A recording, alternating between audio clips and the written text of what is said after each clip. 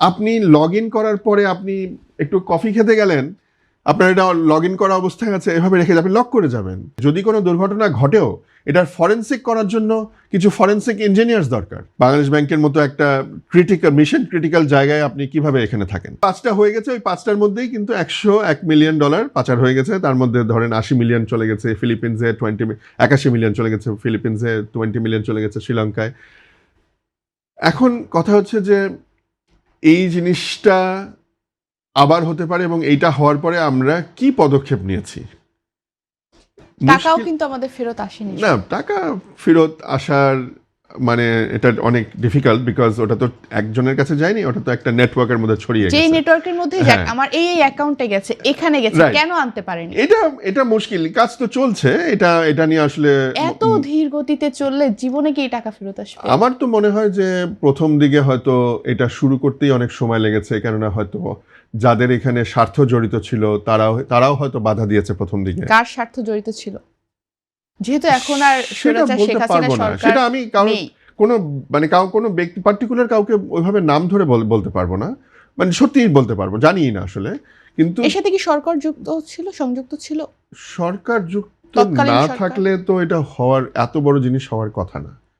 মানে আমি যদি এই ধরনের মানে এত বড় কেয়ারলেসনেস, তো এটা তো হওয়া কথা না আর কি। জড়িত, যেমন আপনার বাড়িতে যদি কোনো চুরি হয়, আপনি কিন্তু প্রথমে আপনার বাড়ির কাজের লোক, ড্রাইভার, ডাকাতি হলে ওই ধরনের মানে আশেপাশের লোককে কিন্তু সন্দেহ করেন, মানে তাদের যোগসাজশ থাকে। এখানেও হয়তো ছিল, এবং থাকাটা অস্বাভাবিক না আর কি। সো যেটা বলছিলাম যে এইটা হওয়ার পরে আমার ভবিষ্যতে যাতে এটা না হয়, কি ধরনের ব্যবস্থা নেওয়া হয়েছে। আনফর্চুনেটলি আমরা জাতিগতভাবেই এমন একটা জাতি যা আমরা না খুব ক্যাজুয়াল, একটু ক্যালাস।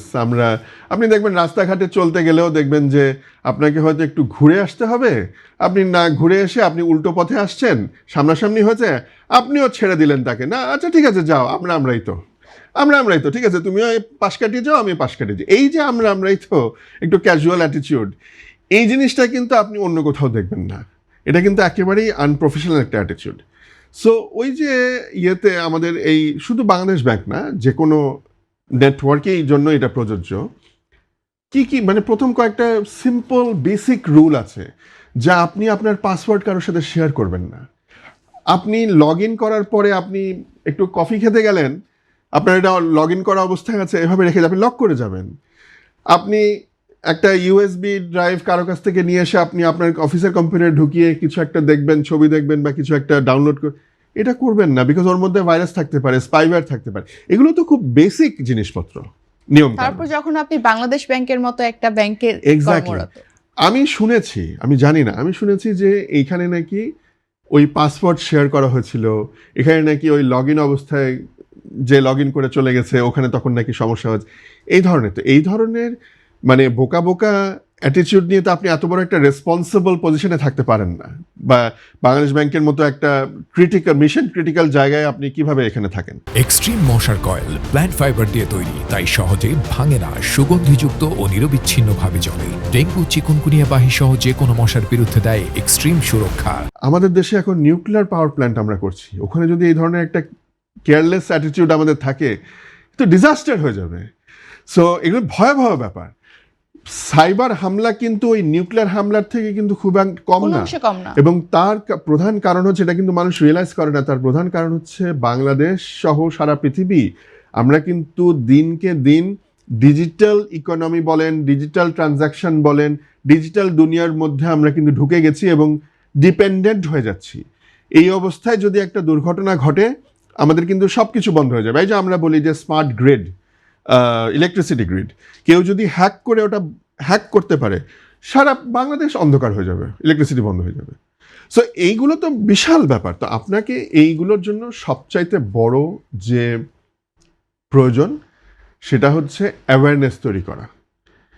আপনি এমপ্লয়ীদের মধ্যে, ইউজার যারা ইউজ করে তাদের মধ্যে অ্যাওয়ারনেস তৈরি করবেন, তাদেরকে শিখাবেন, বারবার করে শিখাবেন। যে হয়তো পাসওয়ার্ড শেয়ার করেছে সে হয়তো জানেই না যে আমার এটা করা উচিত ছিল না, পাসওয়ার্ড শেয়ার করা উচিত ছিল না, বা আমি যে ইউএসবি ড্রাইভটা ঢুকিয়েছে স্পাইওয়্যার সহ ম্যালওয়্যার সহ সে হয়তো জানেই না যে আমার এটা ঢোকানো এখানে উচিত ছিল না।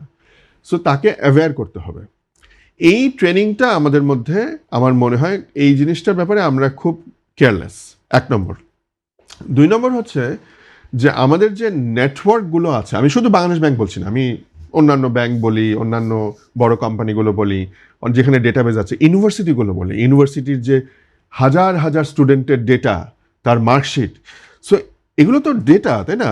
আপনি একটা হসপিটালে যান, হসপিটালের হাজার হাজার রোগীর ডেটা, এগুলো যদি হ্যাক হয় তাহলে তো ডিজাস্টার হতে পারে। আমার ব্লাড টেস্টের রিপোর্ট কেউ হ্যাক করে চেঞ্জ করে দিল, আমার ডাক্তার তো আমাকে ভুল ওষুধ দিবে, আমি তো মরে যাব। সো এগুলো তো অনেক ক্রুশাল জিনিস। সো এইগুলো নিয়ে আমাদের যেটা করা দরকার, অ্যাওয়ারনেসের কথা বললাম। আরেকটা হচ্ছে যে এই নেটওয়ার্কগুলোকে আমাদের রোবাস্ট করতে হবে। মুশকিল হয়েছে, এটা একটা খুব দুঃখের বিষয়।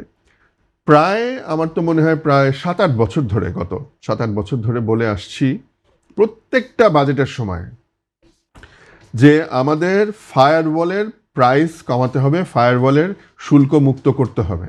আপনি বিশ্বাস করবেন যে এই যে নেটওয়ার্ক প্রোটেকশনের জন্য তো ফায়ারওয়াল লাগে, হ্যাঁ, এই ফায়ারওয়ালের উপরে এখন মনে হয় ডিউটি সব কিছু মিলিয়ে টিলিয়ে, ট্যাক্স ম্যাক্স সব কিছু মিলিয়ে প্রায় 69% না কত এই ধরনের আর কি একটা বিশাল বড় একটা ডিউটি ট্যাক্স মানুষ আসে। ফায়ারওয়াল কিনবে কেন? এক্স্যাক্টলি। তো এখন মনে করেন যখনই কিনবে না তখনই তো খুব সহজে হ্যাক করা রাইট। যাবে। তো এখন যেটা হচ্ছে কি, এর ফলে যেটা হচ্ছে যে আপনার হয়তো যেই সাইজের ফায়ারওয়াল দরকার, আপনি হয়তো আচ্ছা করতে হবে বলে আমি একটা ছোট সাইজের ফায়ারওয়াল কিনলাম, কম দামি একটা কিনলাম। আমার হয়তো 4টা ফায়ারওয়াল দরকার, আমি 2টা ফায়ারওয়াল দিয়ে আমি কাজ চালাবার চেষ্টা করলাম।